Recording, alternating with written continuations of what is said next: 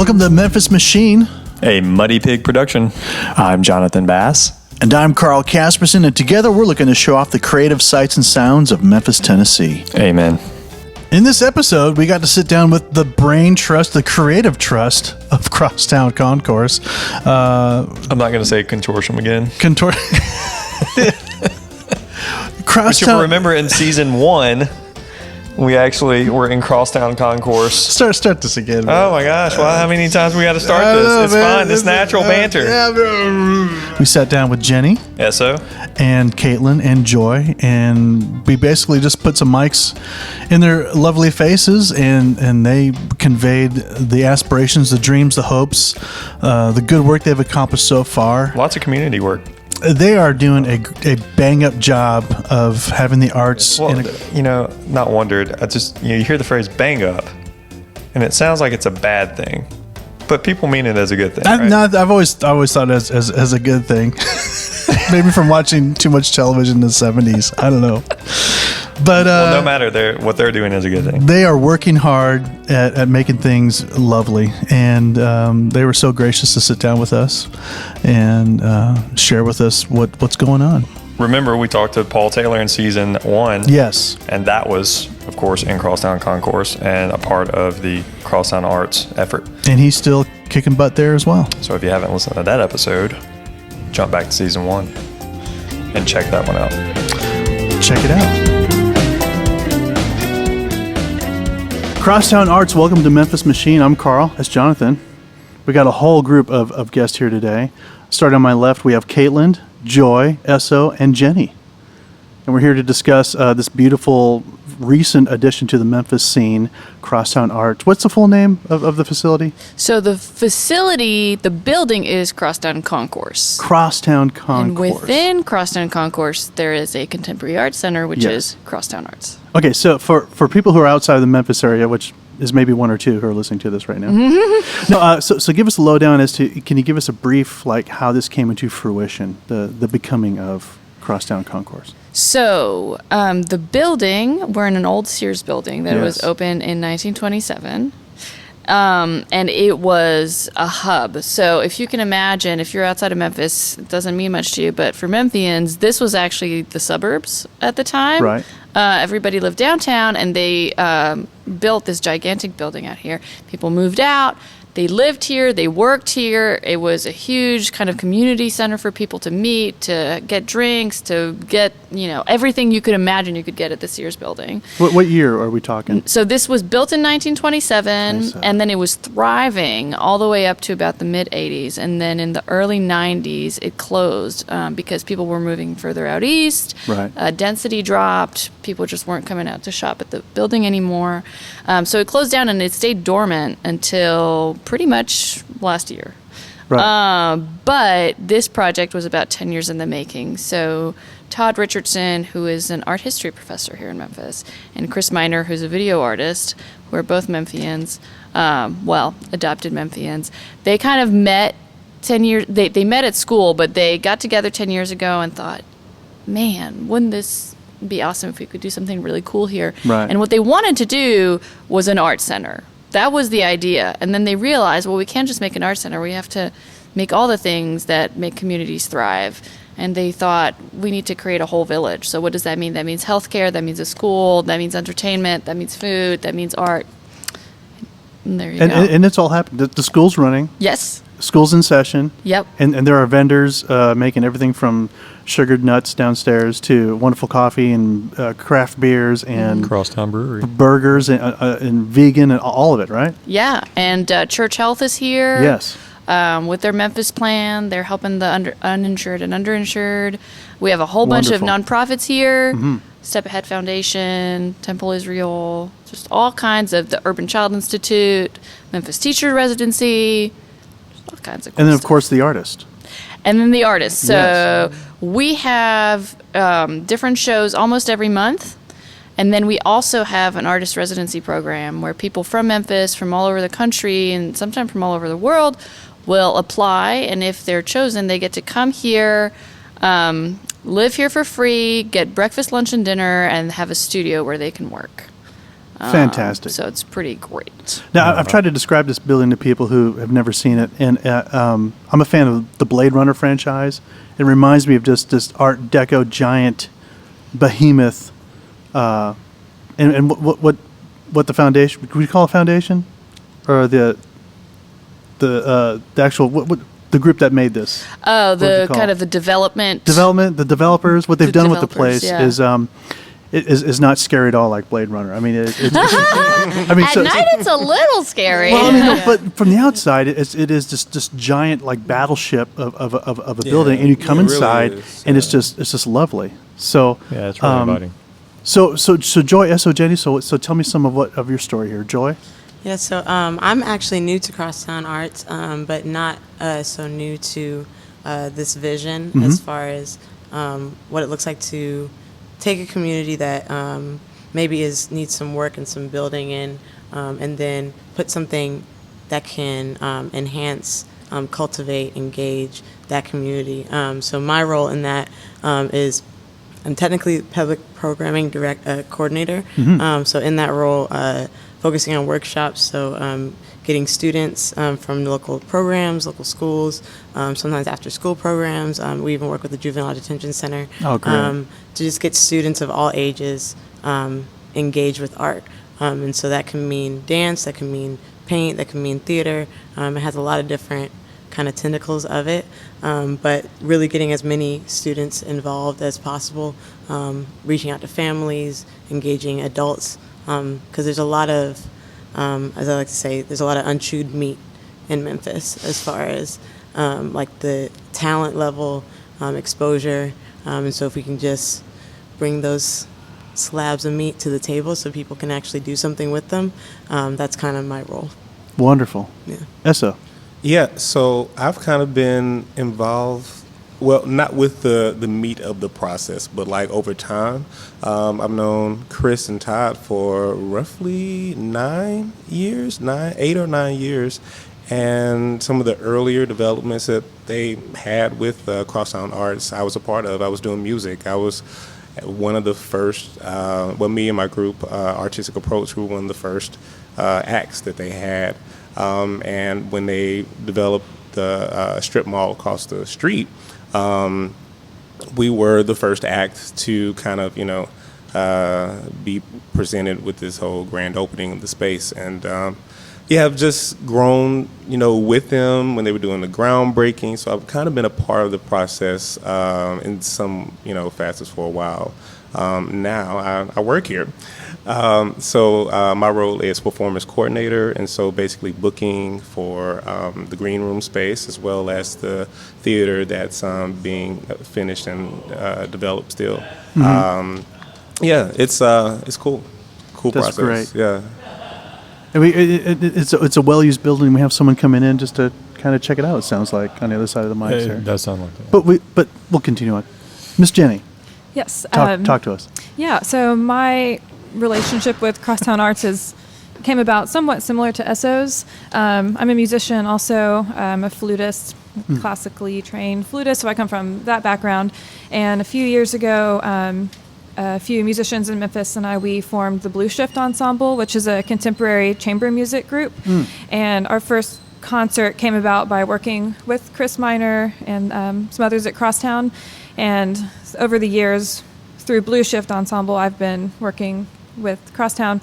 And in the last couple months, I started working here with Eso in the music department. So before this summer, music events happened at Crosstown, of course, but there wasn't an actual music department. So now that does exist, and we're forming that. Yeah. Great. So, you guys hiring? Yeah, where Eso kind of does everything, covers everything. I do more of the, I guess you could say, classical music side of things, but it's hard to describe that in some cases. Like what is classical music? Where do those lines stop? But anyway, that's my role here at Crosstown and how it came to be. And Jenny pushes the boundaries, let's be clear. Oh, Okay. yes. When we say classical music, you may have something specific in mind, but I just want to paint a picture for you, if I may, of Jenny playing a cactus with an amplifier on it and a toothpick. Yes. And so if that's part of classical music, That's fabulous. yeah, just wanted to be clear. That's a very broad definition. So speaking of an amplified cactus with a toothpick, why are the arts important to human beings? Why this endeavor?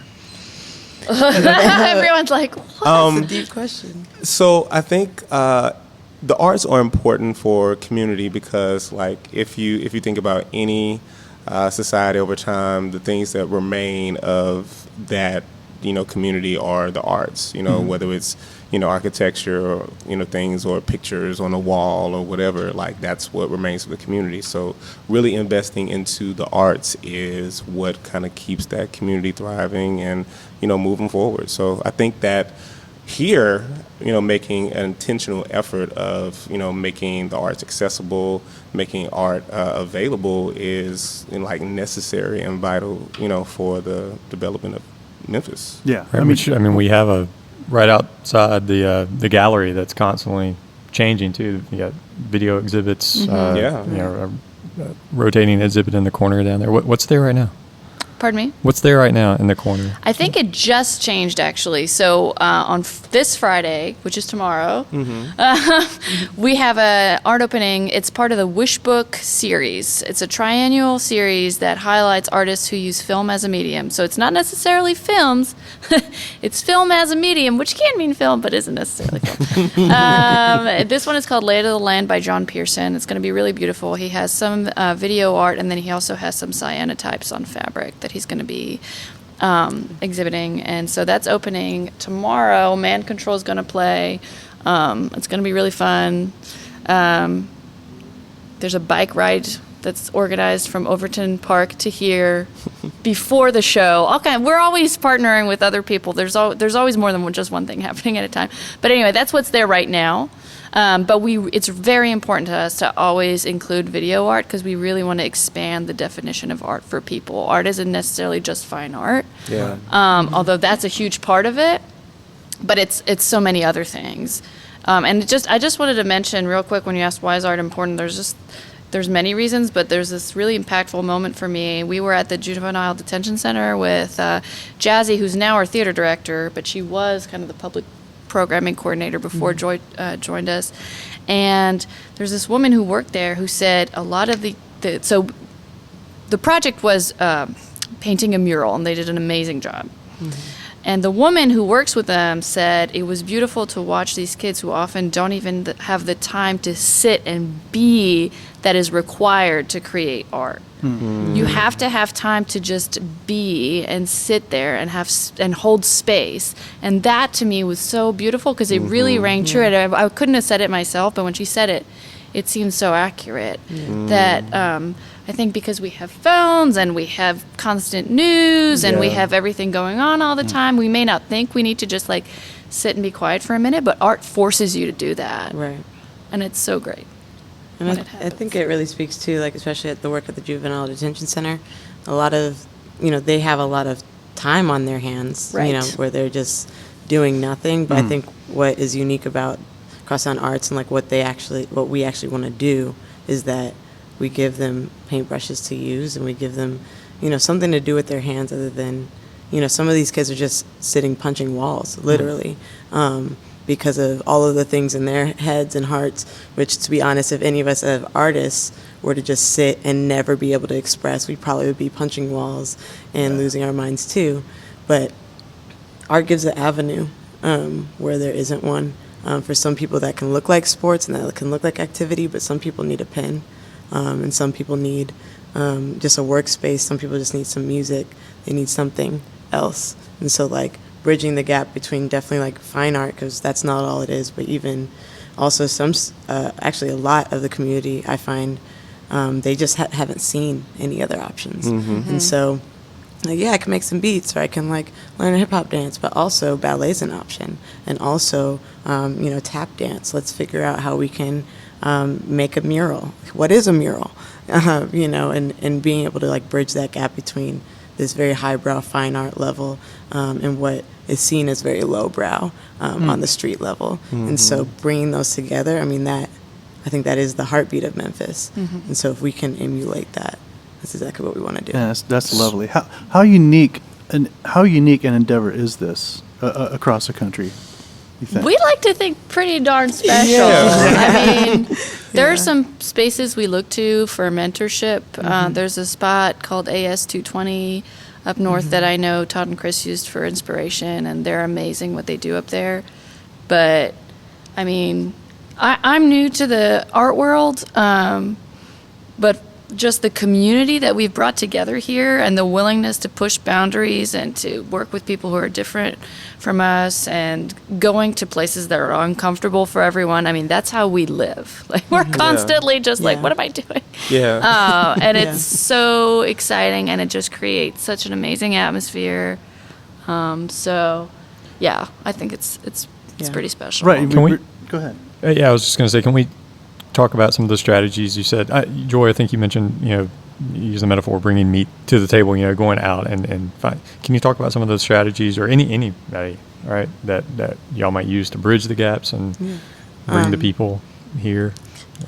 So for me, that looks a lot like, I think for each different role, it definitely has a different style, and also it just needs different talents.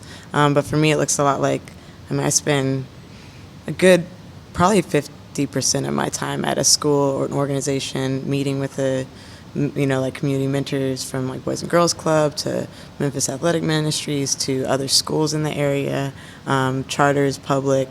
And so a lot of it looks like, bringing what we have to the community. And so a lot of our workshops are actually off-site at first. And so they start on the campuses. They start at the different locations, and then we seek to bring them in, and so that this can be a place where the community is not just welcome and invited, but is walked in the doors with us.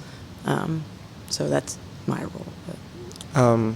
I think for me, and we're still doing programming for the spaces as they're being built out, but developing, excuse me, Getting all choked up.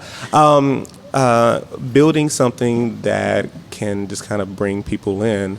For me, Crosstown is new to the community, so one of the things I wanted to do is just kind of bring people in or have a reason for them to come, because sometimes, like you said, it's a behemoth of a place and it could be a little daunting, and so having events that are kind of approachable, it's like, oh, this is something that I'll be interested in, like this is a reason to come to this space. And so kind of just getting people in to kind of get them acclimated, and then having events that are like, there's a DJ series I'm programming now, so just kind of getting various DJs in, playing a lot of different music, everything from like ultra lounge to Afrobeat to old school hip hop to house to funk, or whatever. And so that brings a lot of different communities, and then some of those will mix and some of those will cross paths, and so now you're building this rich community through music. Right. So and I'll be developing more things to assist in that, but that's basically the main goal for me, is to really develop community through music and performance. Terrific. And also just cross-pollinating things. Like, Jenny did this thing over the summer that was just so unexpected and didn't take that much. It's easy for me to say that. It was probably a pain to organize. But Monday and Wednesday mornings, there were Memphis Symphony Orchestra musicians that would just play for 2 hours. And these aren't the people who saw them in the morning, they weren't paying to go to a show, they weren't getting dressed up for date night, they were going to work, or they were going to the doctor, or they were grabbing a coffee, but they were hearing like a string quartet. And people who wouldn't necessarily go to hear the symphony or feel like it was maybe even for them, that's not for me, that's not my seat, I would feel uncomfortable going. Well, they got to sit down and just drink their coffee or have a morning meeting and hear that music. So we're trying to really kind of intercept people in unexpected ways to tell them, this is for you. We built this for you. We didn't just build this for ourselves, right? So that's really building trust is really something we're working on. How many living spaces are here? So I think there are 265 apartments here. What's interesting is that there's plenty of people who live here and go about their lives outside the building. But several of the studios are reserved for artists in residence, Right. like I was describing earlier. And then there's teachers in residence, because we have a bunch of teacher residencies here. And then there's also doctors in residence. So doctors who are training at St. Jude or at Church Health can stay here as well. So there's all these, and then Iris Orchestra musicians can stay here as well. Wow. And that's all affordable housing. So again, it's really about mixing people up, almost forcing different people to meet and run into each other and see what happens when that happens. Do you feel like this is doing a good job of breaking the love affair America has had with suburbia? Ooh. Hey, real quick, Memphis Machine would like to thank Snakebite for their sponsorship of the podcast. Snakebite, made in America, makes the best keychain, beer, bottle opener, and folding fork church key, along with their excellent professional bartending tool, the Mamba. You can check out Snakebite at www.snakebiteco. That's snakebiteco.com. I don't know. What do y'all think? Love affair with suburbia. You know, this pursuit of autonomy, and like I've got my little space unto myself, and now I'm miserable and alone. Yeah, right. You know, for me personally, I think the love affair ended in the 2000s. It was just a different way of thinking and living. I think much like how malls are like kind of going under, I think it was a mindset for a period of time that was the better way of living.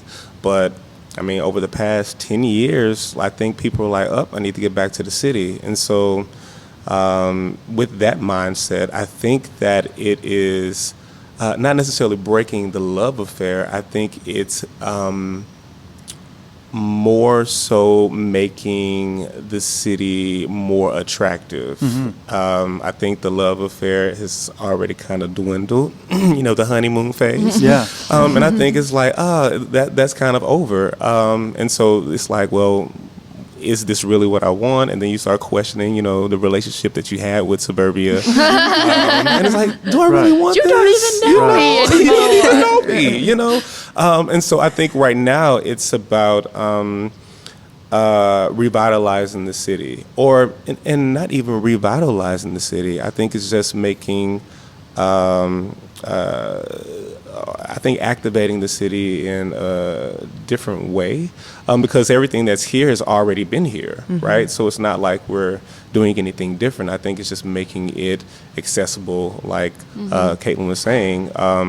Me and Jenny programmed an event called Continuum this summer, and basically it was doing a lot of that cross-pollinating. It had elements that were, as you can probably say, highbrow, if you want to use that for lack of a better term that I have right now. But it was making that accessible to people who couldn't necessarily, go to a symphony orchestra, Right. Or, pay this ticket to go and see this or experience that. We really brought it here to make it accessible. But then we did a lot of collaborations with other artists. So then you had like a hip hop artist doing something with is it flutist? Which way? I don't know which. Either is fine, but as a flutist, I would say flutist. Okay, so with hip hop artists with a flutist, we had a cappella bands. I was a part of that.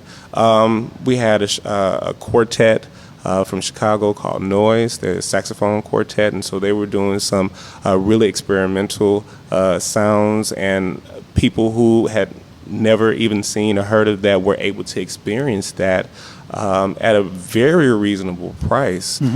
So just bringing that to this space, and I think that's not happening in the suburbs, Right. So I think more than anything, it's really just like, the reason why you love the city. I think we're reminding people of why they love the city in the first place. Yeah. My wife's grandparents, just up in the St. Louis area, used to live in the city. They grew up, Italian immigrants. My wife's grandfather was Swedish, yeah. So and I'm from East St. Louis originally. Really? Yeah. Yeah. So I we're know talking all like about it. On the hill, Blackjack, and near Ferguson. Right? Okay, yeah, Ferguson. So is on the hill, but when they were downtown in the '60s, they got caught up in white flight and moved out to where they were. But my point is, in family gatherings, they always talked about, it used to be like, we could get on a trolley and just go. Yeah. I mean, they had, the house was fine, where they lived was fine, but they always had this longing for, like, it used to be like this. We could go down to the store and hang out, and we'd get together. That's key. There's so much you can do with density, Mm-hmm. because all of a sudden there's a reason for the goods and services and the doctors and the schools that all also left to come back, because look at all these people. Yes. Yeah. Right? And that's something Memphis really needs to work on, and we are, is to bring that density back, because otherwise it's really hard for anything to thrive when it's like, It's a little more there's difficult to overlook. there's problems. one person over there and there's Yeah. one person over there. Have And, to address things. Yeah. Exactly. Wonderful. Yeah. Just take that all in. We're not afraid of dead air. We have the Yeah, edit we can edit, button. right? There's a full, from our last season, we interviewed Paul. Paul Taylor. Paul Taylor, thank you. Yeah. Oh, yeah, incredible And guy. his showcase was lovely. It was so cool. Eso was there. Didn't you play in his showcase? Yes, I was there. In the he's like, "Oh." That was me. Yeah, Yeah, it was yeah. fabulous. And I've rehearsed with Paul and done some things with him, but there's a full like wood shop Oh yeah. happening back there. There's a finish, varnish finish booth, spray booth. That's the word I'm looking for. I mean, yeah. So the It just opened actually to the public. So Fantastic. the art making. So we call it so many different things. I can think we're gonna shared art making labs. yes, Is the official name. Yeah. And it's open as of, I think, a couple weeks ago. You have to come here to sign up. It's not live online yet, but it will be soon. It's $80 a month, and you get to use everything in there: the wood shop, the sound editing booth, the dark room, the screen CNC printing stuff, the cutter. CNC cutter, the vinyl printer. I mean, it's goodness gracious. it's insane. know. And there will be workshops eventually, but for now it's people who kind of know a little bit more what they're doing. Right. And a fun little perk that I think is so often overlooked, but 25% of the Memphis population is under 15 years old. That means a lot of people have a lot of kids here. And that's often not considered. And if for the shared art making space, it was really important to us that anyone who has that membership can actually bring their kid, and you can get 2 hours at the Well, which is a life center associated with Church Health downstairs. And they have amazing programming, super fun stuff, super kid friendly, hula hoops and paints and all that stuff. But so you can actually do your art and not have to worry about, how am I going to pay for childcare? How am I going to Oh, get my all this goodness. equipment? How am I going to clean everything up? This is a place Yeah. for the whole person. Right. You also have a brand new state of the art theater Oh yeah. Yeah. that just is that Yeah. live? Is that happening now? It is live in It's- January. Live in January. It's so amazingly fantastic and cool. I Yes. think can we announce the name? Because Todd yelled it Well, yesterday. yeah. I haven't they- heard it, so yes. Let's say yeah. It's called the Dollhouse. Yeah. Oh, wow. She said it. It's out. It's out. It's out there. It's amazing. The acoustics. I wish Jazzy could have made It's it. She's our incredible. theater director. She knows everything. Yes. But it was made so that you could record a live album in there. Oh wow. And different instruments you play need different acoustic settings, and we can change all of that. Yeah.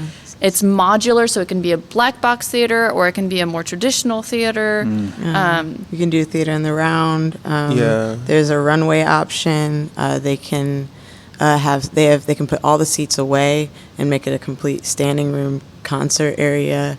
The acoustics are really dope in there because they have wood paneling, which was made in our shared art studio. Oh, yeah. All around. So if we have a symphony orchestra.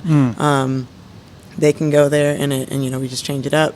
But if also there's like an intimate theater performance, we can lower these, I don't know what they're called, but like these shades almost in front of them. And so it's a little bit more like intimate. You can screen film. You can screen film I think there. it's the largest, it's going to be the largest screening room in the city. Yeah. Yeah. And So it's- Wow. who's responsible for the design of this? Ooh, I there's a few I different can people. tell you that Ben Butler made all of those wooden it's hard to describe. Acoustic There's panels. Which acoustic are panels. Yeah. beautiful as they are effective. Yeah. They They're- look like curtains. They look They're amazing. wood, and you have to touch them to see, like, do they move? Because it Oh, looks wow. like a wave, like It a looks like a wave, SeaWorld like sound ad. wave. Yeah, Like it looks yeah. like Yeah. that. 4,000 hand cut wood Oh, wow. panels that 4,000, look yeah. like waves. Oh my goodness. It's cool, but who yeah. designed it? I don't know precisely who's I designed wish I it. could tell you. I think it's probably Lunar because they're the architects who Gotcha. built the whole thing. Yeah. But then there's an acoustics company who did all the acoustics testing. Yeah, they are based in Connecticut, but they also did the Skirmahorn Center or Concert Hall in Nashville, which is Okay. where the Nashville Symphony plays, and it is an amazing space. So when I heard they were doing the acoustics for this, I was just like, oh my goodness, this Wow. is so Yeah. exciting. It's incredible. Shout out Yeah, to they know Russ. what they're doing. So that Yeah. that comes We'll find that, online put it in in the notes. January. Yeah. In January, and it's Oh, already, looking I forward believe to it's it. already booked almost through March or April. Oh, really? I believe so. wow. And some of those ranging from like musical guests to full like theaters to I think a new. Let me not put anyone's name Opera out there, Memphis but was a guest of ballet. ours last season. Also, I think they've.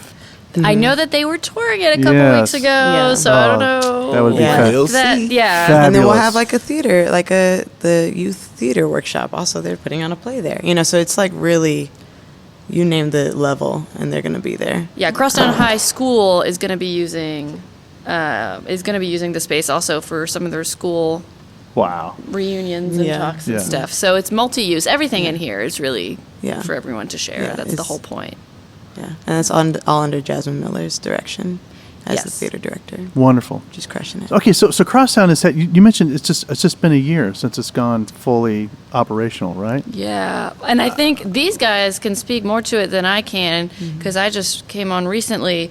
But it was all incubated for at least 5 or 6 years, right across the street at 430 North Cleveland. And so Crosstown Arts, we still have that space that's open to any artist who wants to book it. It's $60.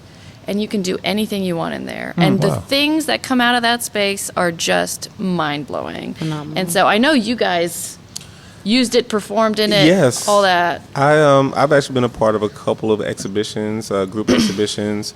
I've done shows in there, musical concerts. It houses so many different things, like literally anything you can think of. There have been professional burlesque shows in there. There have been just a range of different, like whatever you can think of as far as art can happen in that space. And again, making it accessible for the community. And it's usually booked out like several months in advance. But that's great because that means that the community is using it. So it's definitely an amazing resource. Goodness. So what could be a long-term the success? Have you been able to measure success within a year's time? And now is it, are you the momentum is happening? What's the future forecast looking like? I think for me personally, how I measure success is, I think, not necessarily in numbers. I think impact. I think impact is going to be the first indicator of the success. And I think over time, I mean, because we're still new, it's only been a year. A lot of things have happened in a year, but I think let's see what 5 years looks like. Like, what is the impact of 5 years? And I think we can measure that kind of success. I think right now it's about just getting people acclimated to what's going on and building that trust over time. Like the theater, isn't even open yet. And so once people know that that's, there, it's like, oh, okay, now there's a theater and there's things happening there. Or there'll be some programming in the green room.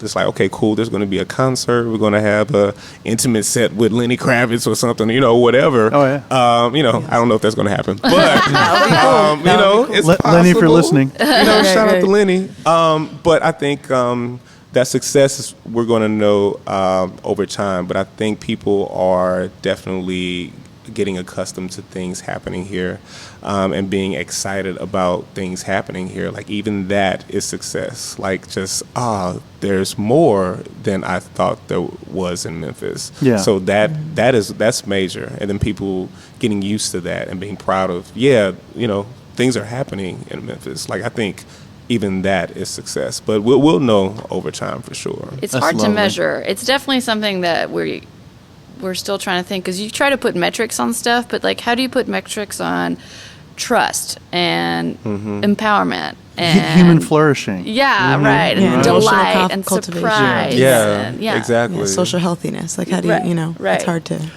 There's I'm familiar with a few religious traditions. The concepts of heaven or nirvana or the final resting place of the human energy or soul. A lot of different interpretations and hopes and dreams of what that might be. But I know, as far as like from the Bible, from a Christian tradition, there's this concept of the city of God, of when things finally get settled, and you don't need a police force anymore. You don't need military. You don't even need doctors anymore. But you have this coming together of humanity in the city. In a fantastic way. I think this is a glimpse of that ideal of like all different ethnicities and human and peoples coming together and flourishing. And what do you do when you don't need a military or police? You make art. You make art. You Yeah. make art and you make awesome food forever. So I think the vibe is just incredible here. Yeah. I think it's Yeah. so. I would say that's a huge measure of success to me too. Is if we can get to a place where, like, art is cultivated, yes. There's accessibility, there's businesses thriving, all of those things. But then also, if we can then create an environment that, like, the community is without, all ingrained within, like, where whether it's because you came to Crosstown Concourse because you like the food, or because you came because you want to hang out in that gallery, or you came because your friend is doing a performance, or whatever those reasons are. I would love to see in the future, whether that be 5 years, 10 years, next week, who knows. But, like, I would love to see where we can walk in and you feel like Memphis in here.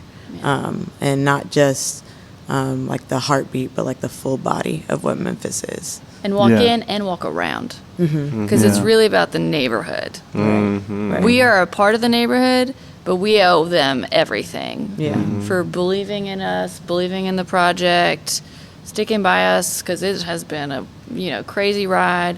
And so we don't want people to just come to Crosstown Concourse. We want people to come to Crosstown neighborhood, Yeah. right? And that's really, really important to us. That's great. Yeah. So schedule of events and everything. It's all online. It's all it pretty much. I know there's a lot to keep up with, and So much to keep up Right. with. Please subscribe to our newsletter. yes. So go to crosstownconcourse.com or crosstownarts.com. Crosstownconcourse.com will get you more information. So go there, sign up for our newsletter. You can get This Week at Your Concourse. That's every week.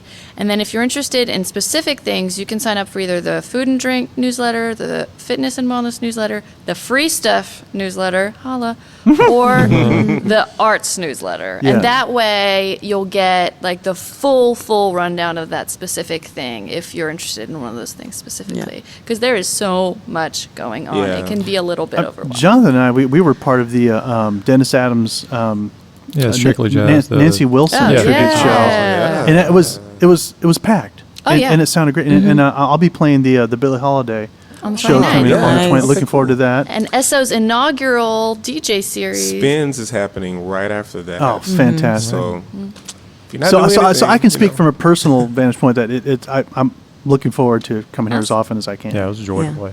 It was Good. fantastic. And try the Sounds bar. great. Have you been to the bar yet? Art bar? Oh, yeah. Yeah, I just got the coffee from there. Okay. Yeah. No, that's the Oh, cafe. that's the cafe. cafe. Oh, the cafe. cafe. The No, art bar. Bar. You guys. I didn't I'm realize not it even was going to open. try to Nice. describe it. You All just got It's to go. technically closed at this minute. Right, because Well, it's 11 in the morning. But Yeah. come back later. are you You doing? can't But get a at shot right now. 5. Yeah, they have some amazing homemade.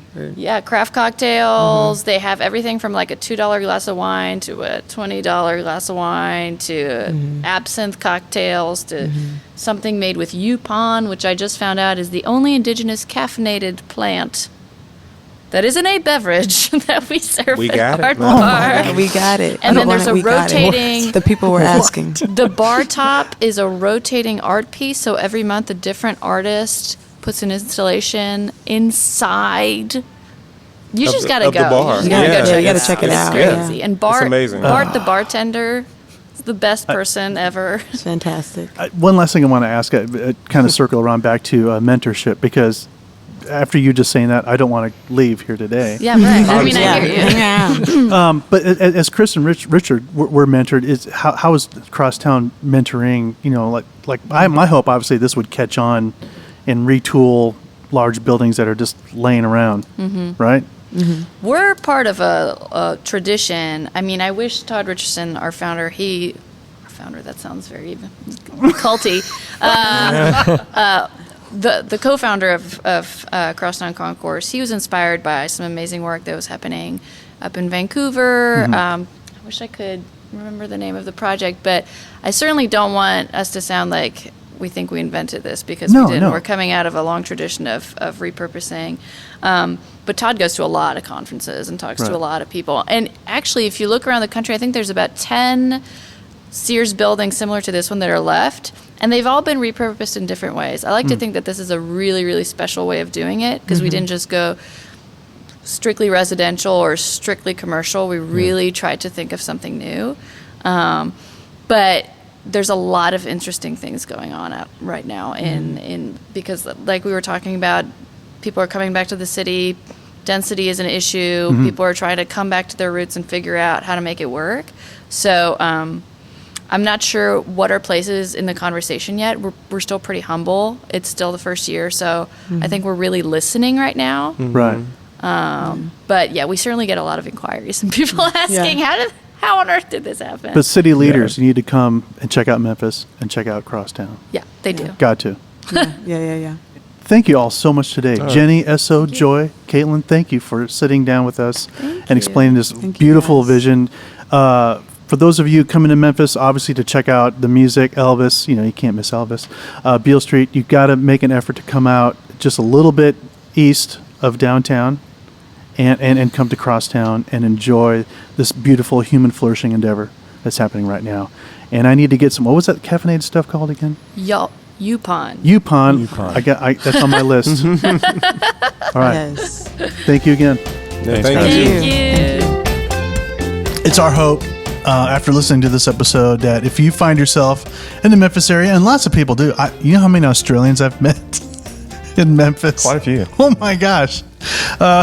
On Beale Street. Yeah. So, please put it in your list of things to do to make it to Concourse, Crosstown Concourse, and be sure and just look in social media to see, Concourse's social media presence, to see what arts things are going on. There's always something happening.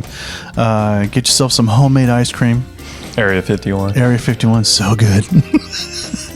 And some gourmet coffee and beer, which we're going to be talking about in another episode here coming up. And check out Crosstown Concourse. Check out the arts movement that's happening there. Crosstown Brewery, right behind it. It's all right there. Enjoy.